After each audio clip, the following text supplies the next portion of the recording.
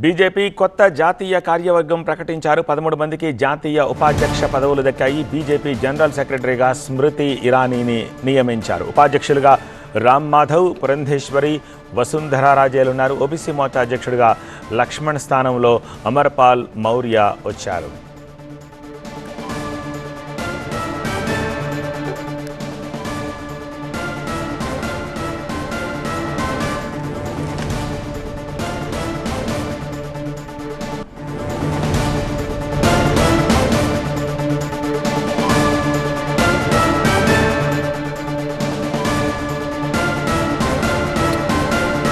Breaking చూస్తున్నాము. BJP new organisation structure ఒకటి ready అయింది. నితిన్ నబీన్ అధ్యక్షతన ఈ కొత్త టీం రెడీ అవుతోంది. జాతీయ కార్యవర్గం ప్రకటనకు సంబంధించిన లిస్ట్ని స్క్రీన్పై చూస్తున్నారు. 13 మందికి జాతీయ ఉపాధ్యక్ష పదవులు దక్కాయి. బీజేపీ జనరల్ సెక్రటరీగా Smriti Irani నియమించబడ్డారు.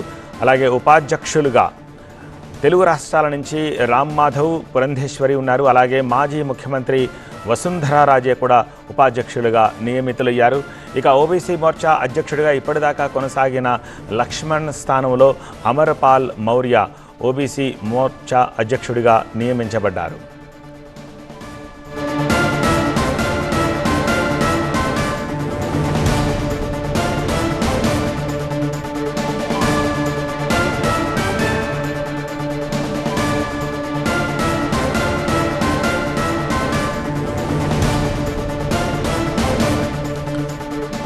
Nitin Nabin's new team big organisational రీసెట్గా దీన్ని మనం చెప్పచ్చు.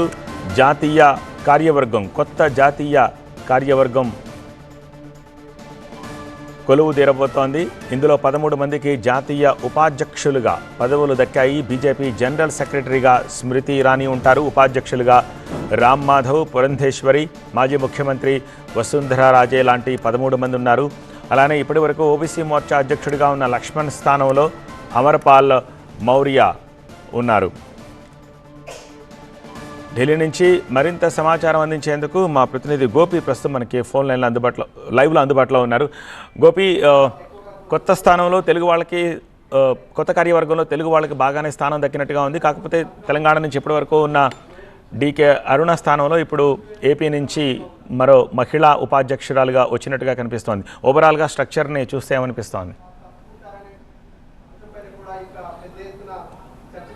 తెలుగు రాష్ట్రాలకి పెద్దగా ప్రాతినిధ్యం లేదనే చెప్పాల్సి ఉంటుంది. బీజేపీ నూతన జాతీయ కార్యవర్గంలో కేవలం ఆంధ్రప్రదేశ్ నుంచి మాత్రమే రిప్రజెంటేషన్ ఉంది. పురంధేశ్వరి అలాగే ఇటు విష్ణువర్ధన్ రెడ్డి, ఈ ఇద్దరికి మాత్రమే స్థానం దక్కింది. ఉపాధ్యక్షురాలుగా పురంధేశ్వరి, అలాగే విష్ణువర్ధన్ రెడ్డికి అన్ని విభాగాలకు సంబంధించిన వ్యవహారాల సమన్వయాధికారిగా ఆయన్ని నియమించడం జరిగింది. ఇక తెలంగాణ నుంచి అయితే గతంలో డీకే అరుణ ఉపాధ్యక్షురాలుగా ఉన్నారు. బండి సంజయ్ జాతీయ ప్రధాన కార్యదర్శిగా ఉన్నారు. అలాగే లక్ష్మణ్ వివిధ విభాగాల్లో ఆయన పనిచేయడం జరిగింది. ఓబీసీ మోర్చా జాతీయ అధ్యక్షుడిగా ఉన్నారు. అలాగే పార్లమెంటరీ బోర్డులో ఇప్పుడు ఆయన కొనసాగుతున్నారు. కానీ జాతీయ కార్యవర్గం నుంచి మాత్రం తెలంగాణ నుంచి ఒక్కరికి కూడా ప్రాతినిధ్యం దక్కలేదు. రఘునందనరావు నేషనల్ స్పోక్స్ పర్సన్గా ఆయనకు అవకాశం దక్కుతుంది అనుకున్నారు. అలాగే చాలామందికి తెలంగాణలో ఇప్పుడు నెక్స్ట్ ఫోకస్ పెట్టారు కాబట్టి జాతీయ కార్యవర్గంలో అవకాశం ఉంటుంది. పార్టీని బలోపేతం చేసేందుకు, జాతీయ నాయకత్వానికి దగ్గరగా అన్ని వ్యవహారాలు నడిపేందుకు ఒక ప్రాతినిధ్యం ఉంటుందని చెప్పి భావించారు. కానీ అందుకు భిన్నంగా ముఖ్యంగా చాలా రాష్ట్రాల నుంచి 13 మంది జాతీయ ఉపాధ్యక్షులను ఇందులో నియమించడం జరిగింది.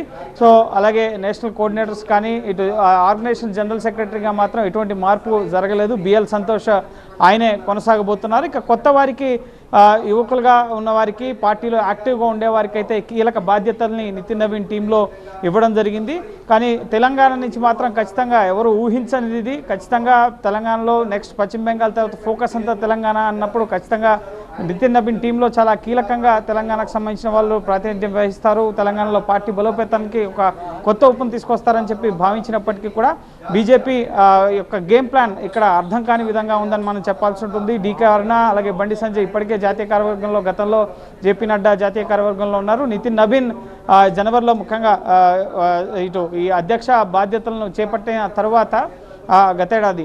సో ఈ గతేడాది నుంచి ఇప్పటి వరకు సుమారు 8-9 నెలలు అవుతుంది ఆయన అధ్యక్ష బాధ్యతలు చేపట్టి. సో అప్పటి నుంచి కూడా ఈ కార్యవర్గం పెండింగ్లో ఉంటూ వస్తుంది. ఢిల్లీ అసెంబ్లీ ఎలక్షన్స్ కానీ ఆ తర్వాత వివిధ రాష్ట్రాల అసెంబ్లీ ఎలక్షన్స్ నేపథ్యంలో ఎవరిని కూడా కొత్త టీంని ప్రకటించలేదు. కానీ ఈరోజు అనూహ్యంగా ప్రకటించిన కొత్త టీంలో చాలా రాష్ట్రాల నుంచి కొత్త వారికి, యువతకి, అన్ని సామాజిక వర్గాల వారిగా ప్రాతినిధ్యం కల్పించినప్పటికీ తెలుగు రాష్ట్రాల నుంచి మాత్రం చాలా తక్కువ ప్రాతినిధ్యం ఉంది. సో ఈ కొత్త టీం ఏ విధంగా పనిచేయబోతోంది అన్న దానికి సంబంధించి నూతన జాతీయ కార్యవర్గ సమావేశాలను ఏర్పాటు చేసిన తర్వాత భవిష్యత్ పార్టీ ఎజెండా ఏ లైన్లలో పనిచేయాలి, ముఖ్యంగా రామ్ మాధవ్ కూడా కీలక బాధ్యతలు, ఉపాధ్యక్ష బాధ్యతలు అప్పగించడం జరిగింది. గతంలో ఆయన ప్రధాన కార్యదర్శి బాధ్యతల్లో ఉన్నారు. సో ఆ తర్వాత పార్టీ యాక్టివిటీస్కి చాలా దూరంగా ఉంటూ వచ్చారు రామ్ మాధవ్. సో ఆయనకి ఈసారి జాతీయ ఉపాధ్యక్ష బాధ్యతల్ని అప్పగించడం జరిగింది. ఈ విధంగా 13 మంది వివిధ రాష్ట్రాల నుంచి, ముఖ్యంగా ఉత్తరాఖండ్, రాజస్థాన్, అలాగే ఢిల్లీ, ఈ విధంగా వివిధ రాష్ట్రాల నుంచి 13 మందిని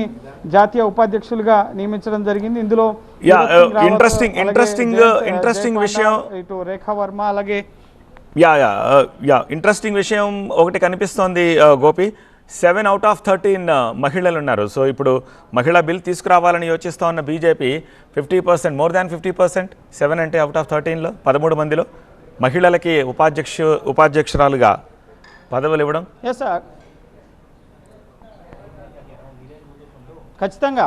ఎందుకంటే మహిళలకు పెద్దపీట వేస్తున్నాం అన్నది ప్రజల్లోకి తీసుకెళ్లాలన్నా పార్టీ పదవుల్లో ముఖ్యంగా ఎంత మేరకు వాళ్ళకి అభ్యర్థిత్వాలను ఇచ్చారు, ముఖ్యంగా వాళ్ళకి నాయకత్వ బాధ్యతలు ఇచ్చారు అనేది చాలా కీలక అంశం. కాబట్టి సో అధ్యక్షుడిగా నితిన్ నవీన్ ఉన్నా కూడా జాతీయ ఉపాధ్యక్షులుగా 13 మందిలో మెజారిటీ మహిళలే. అంటే అబోవ్ 50%. ఇప్పుడు మనం ఉన్న 13 మందిలో చూసుకున్నట్లయితే కనుక 7 మహిళల్ని నియమించడం జరిగింది. సో దీన్ని గ్రౌండ్ లెవెల్కి తీసుకెళ్లే విషయంలో, ముఖ్యంగా పార్టీలో పదవులకి, ముఖ్యంగా ప్రజాక్షేత్రంలో ఇటు టికెట్ల విషయంలో మహిళలకు ఇస్తారో లేదో తెలియదు, కానీ పార్టీలో అయితే పెద్దపీట వేయడం జరిగింది మహిళలకి. సో ఖచ్చితంగా ఈ బిల్లుని నెక్స్ట్ వింటర్ సెషన్ ముందు తీసుకొస్తారా, ఆ లోపే రాష్ట్రపతి ఉత్తర్వులతో ప్రత్యేక సెషన్ నిర్వహించి తీసుకొస్తారా అనేది తెలియదు. కానీ సో పార్టీ పరంగా మహిళలకు పెద్దపీట వేసే విషయంలో బీజేపీ ఎంత మేరకు కట్టుబడి ఉంది అన్న విషయాన్ని ప్రజల్లోకి తీసుకెళ్లేందుకు సింబాలిక్గా ముఖ్యంగా మహిళలకి, గతంలో కూడా మహిళా ఉపాధ్యక్షురాలు ఉన్నారు, కానీ గతంలో మించి కొత్త టీంలో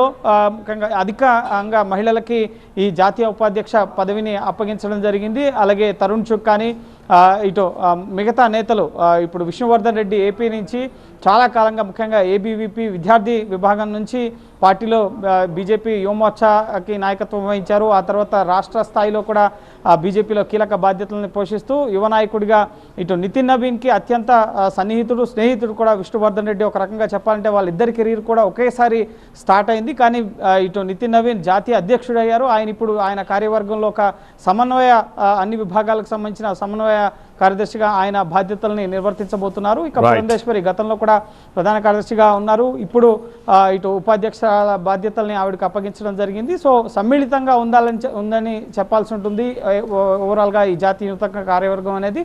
కానీ తెలంగాణకు సంబంధించి ప్రాతినిధ్యం లేకపోవడం అనేది మాత్రం ఒక క్వశ్చన్ మార్క్గా ఉంది. సో దీనికి సంబంధించి తెలంగాణ బీజేపీ నాయకత్వం ఏ విధంగా స్పందిస్తుంది, ఎందుకు ఎవరికి కూడా ఇందులో ప్రాతినిధ్యం కల్పించలేదు అన్న అంశాలకు సంబంధించి వారు ఏం చెప్తారని మనం తెలుసుకోవాల్సి ఉంది. కానీ ఖచ్చితంగా ఒక యంగ్ టీంని అయితే నితిన్ నవీన్ సెలెక్ట్ చేసుకున్నారు. సో చూడాలి మరి ఈ యంగ్ టీం నేతృత్వంలో నెక్స్ట్ పంజాబ్, యూపీ, మిగతా రాష్ట్రాలకు సంబంధించిన ఎన్నికలు రాబోతున్నాయి, గుజరాత్ ఎన్నికలు కాబట్టి. సో చూడాలి మరి నూతన నాయకత్వం కార్యవర్గం యొక్క పనితీరు ఏ విధంగా ఉండబోతుందండి. రైట్ గోపి.